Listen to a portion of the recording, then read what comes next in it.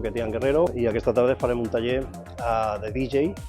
Farem un resum del que significa ser DJ, el que significa el concepte de DJ, que és molt ampli, com treballa un DJ, què fa, quines eines fa servir. Deixarem que participin, podran tocar, sentir la sensació de tocar el vinil.